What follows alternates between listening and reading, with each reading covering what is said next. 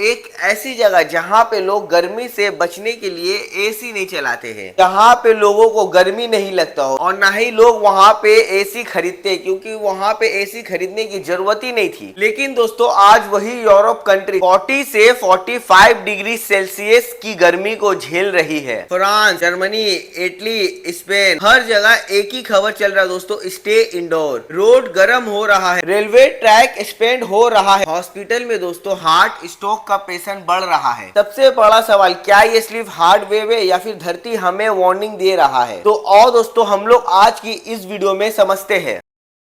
अस्सलाम वालेकुम दोस्तों। हीट वेव का मतलब दोस्तों सिर्फ एक गर्मी नहीं होती है, कई दिन तक नॉर्मल से बहुत ज्यादा टेम्परेचर हाई रहता है। तब इंसान का बॉडी टेम्परेचर कंट्रोल करना बहुत ज्यादा मुश्किल हो जाता है दोस्तों। और सबसे पहला असर पड़ता है बुजुर्गों पर, छोटे बच्चों पर और उन लोग पर जो बाहर काम करते हैं। और दोस्तों इससे बीमारी फैलता है, जैसे कि heat stroke, heart attack, kidney fail. ये सारा केसेस दोस्तों अचानक से देखने को मिलता है, और इसी वजह से दोस्तों यूरोप के कई हॉस्पिटल अलर्ट मोड पे चला गया है। फ्रांस और स्पेन ऐसा कंट्री में टेम्परेचर 40 डिग्री तक पहुंच गया है। इटली ने कई सिटीज पर रेड अलर्ट जारी कर दिया है दोस्तों। जर्मनी में भी दोस्तों कुछ ऐसा हाल है। एक्सपर्ट का कहना है कि दिन के टाइम लोग बाहर ना निकले और ज्यादा से ज्यादा पानी पिए, बुजुर्गों का खास ख्याल रखें। जर्मनी में कितने सारे स्कूल आउटडोर एक्टिविटीज को कैंसिल कर चुके हैं। कंस्ट्रक्शन वर्क का वर्किंग हाउस को बदल दिया गया है दोस्तों। और दोस्तों अब तक का सबसे बड़ी बात, सिर्फ इंसान ही नहीं नेचुरल चीज भी ये गर्मी को झेल रहे हैं। फॉरेस्ट फायर बढ़ रहा है दोस्तों, नदियों के पानी कम हो रही है। कुछ जगह दोस्तों रेलवे ट्रैक गर्मी के वजह से एक्सपेंड हो गई है।